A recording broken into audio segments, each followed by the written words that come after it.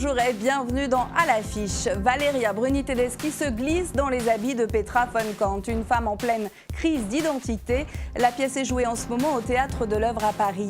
Un texte écrit en 1971 par Werner Rainer Fassbinder qui donnera lieu à un de ses films les plus connus, Les larmes amères de Petra von Kant. On va parler théâtre, cinéma, coup de foudre avec mon invité.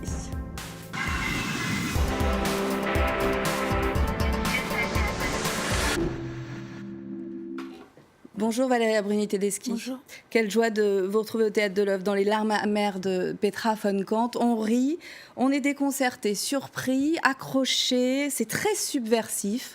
À quel point est-ce jubilatoire de jouer cette femme, Petra, à un tournant de sa vie ? Le fait que ça soit un tournant de sa vie, c'est jubilatoire. Les crises comme ça au milieu des vies. Quand on pourrait peut-être continuer sur les mêmes rails ou alors dérailler et prendre une autre direction. C'est toujours intéressant, je trouve, les personnages comme ça au milieu de leur vie. Comme dit Dante, au milieu du chemin de notre vie, je me suis perdue dans un bois obscur. Et Petra von Kant se perd dans cet amour, comme si pour elle, c'est un premier amour. Parce que c'est la première fois qu'elle tombe amoureuse d'une femme. Et lorsqu'elle se perd, elle exprime tout, Petra, toute la gamme des sentiments. Votre personnage, c'est une styliste de renom, lassée des hommes. Et elle a le coup de foudre pour une femme plus jeune qu'elle, Karine, qui va agir comme une déflagration dans sa vie. On regarde un extrait de la pièce.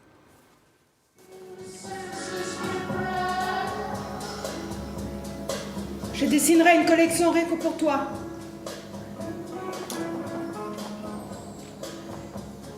Je ferai de toi quelqu'un. Karine. Vraiment. Tu es belle. Tu es très très belle.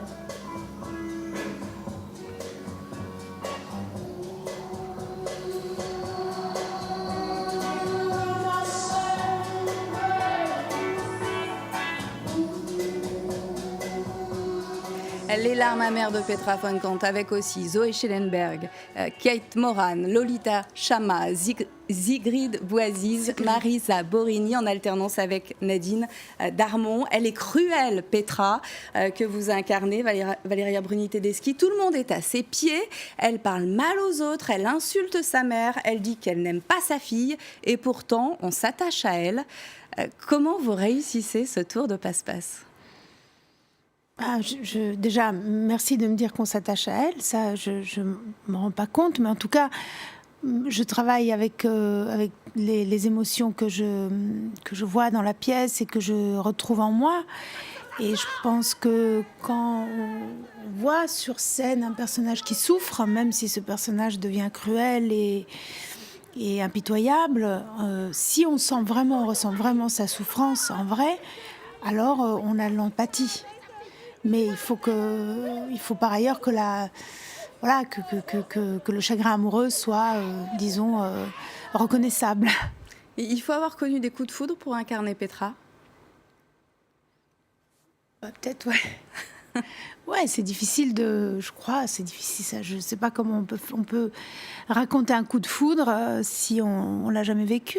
Mais est-ce qu'il y a des gens qui n'ont jamais vécu de coup de foudre ? Enfin, je veux dire des gens adultes, mais même des enfants, même les enfants, ils vivent des coups de foudre. Enfin, je crois que l'être humain... peut-être il y a des gens qui n'ont jamais connu de coup de foudre, je ne sais pas. En tout cas, vous ne l'avez jamais envisagé comme ça. Non, moi j'ai connu des coups de foudre et je sais ce que c'est. Je pense qu'elle a un coup de foudre, Petra, mais que son inconscient déguise et c'est comme si elle tombe amoureuse, j'ai l'impression, par étapes, et à chaque fois elle met un couvercle dessus comme pour se protéger, et puis à un moment elle peut plus mettre de couvercle. Mais c'est pas un coup de foudre. C'est pas un moment où elle a le coup de foudre et elle se dit voilà, je suis amoureuse. Non, elle a le coup de foudre, mais je pense qu'elle le met vite derrière pour ne pas parce qu'elle sent, je pense instinctivement, que ça va être très dangereux pour elle. Et Petra, justement, elle est démesurée dans la mise en scène de Thierry de Peretti. Elle envahit même tout le théâtre de l'œuvre. On a envahi toute la troupe, ouais. Les coulisses, le balcon, Ouais. la troupe doit être exténuée après chaque représentation. Ouais, c'est fatigant, c'est jubilatoire en même temps parce que justement, Frédéric Franck, qui est le directeur du théâtre, nous a accueillis. Normalement, c'est pas un théâtre qui est fait pour accueillir une pièce comme ça aussi.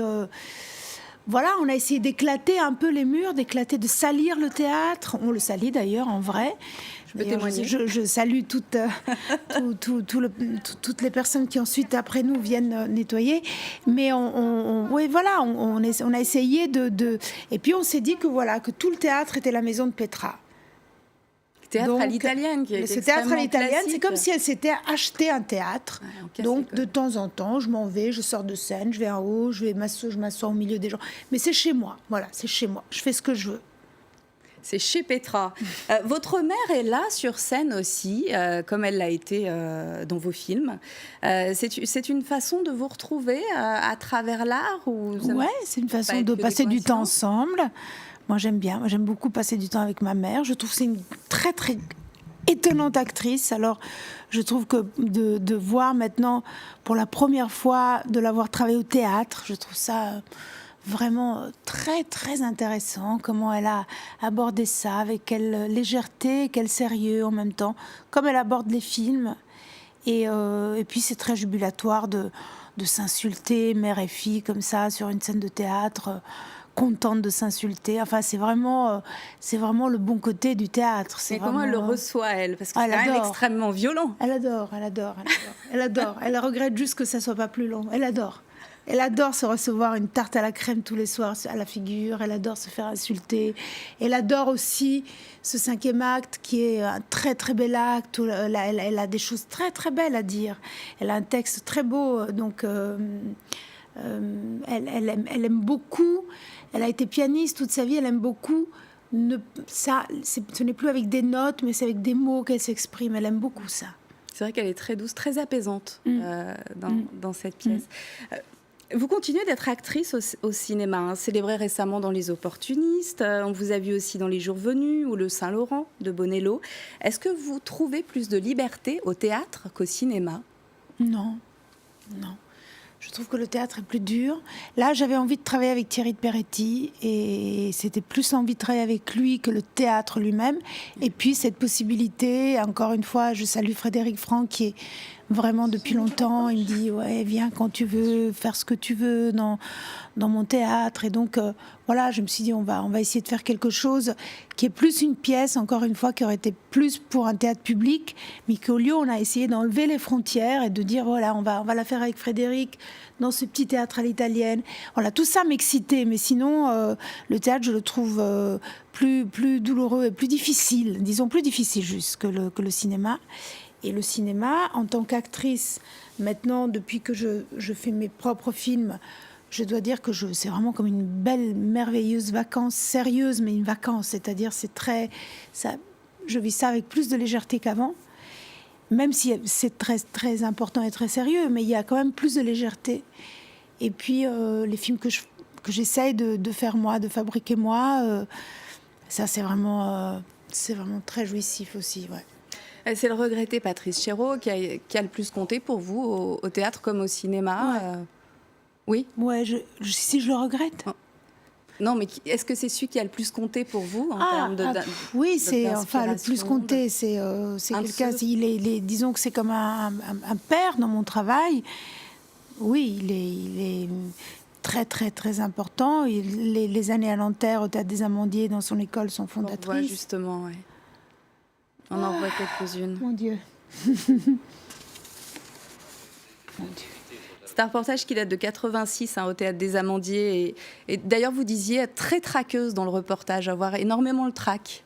C'est toujours le cas ou ça passe avec les années? Ça va. Le trac, maintenant, se transforme en une énorme mauvaise humeur qui me prend 1h30, 2 heures avant de jouer, mais très, très, très grande mauvaise humeur. D'ailleurs, que je le dis aux autres, je dis ne vous inquiétez pas, mais vraiment énorme. Je pourrais assassiner quelqu'un. Et puis, en fait, c'est du trac. Et voilà, il est devenu ça avec les années. Le théâtre encore, parce que vous avez adapté Les Trois Sœurs d'Anton Tchekhov sous forme de fiction pour la télévision. Vous venez de terminer, c'était comment Pour moi, déjà, c'est juste un film de plus, quoi. C'est télévision, cinéma. Pour moi, c'était amener le théâtre au cinéma.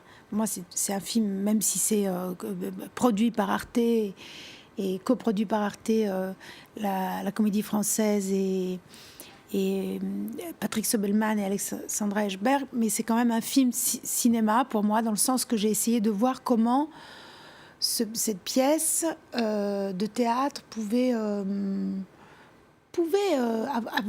être racontée vraiment au cinéma. Et j'ai évidemment pensé beaucoup à deux films, à 3 films, surtout à 2, à Oncle Vania, à 42e rue et à La Mouette de Bellocchio. Et avec Noémie Lvovsky et Caroline Desruas, on a fait une adaptation qui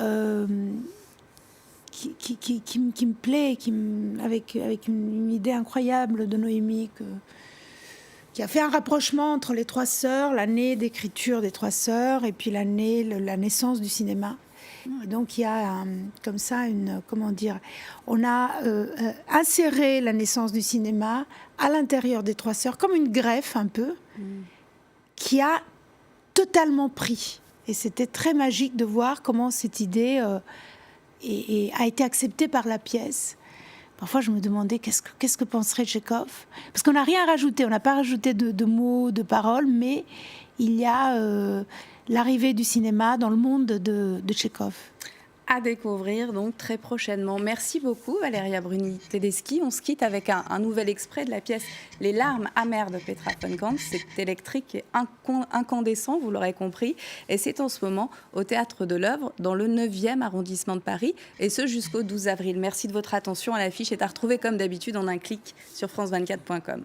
Je supportais plus comment il coupait sa viande, comment il a mis de manger ses brocolis, comment il allait aux toilettes le matin, comment il se mettait ses chaussettes avec ses pieds sales. Je ne supportais plus rien. C'était... Et puis j'avais l'impression que j'avais honte pour lui parce que je croyais que tous les gens qui le voyaient avec mes yeux. C'était de l'hystérie, hein, Sidonie, c'était de la panique. Mais j'avais plus rien. C'était fini, mort, oublié.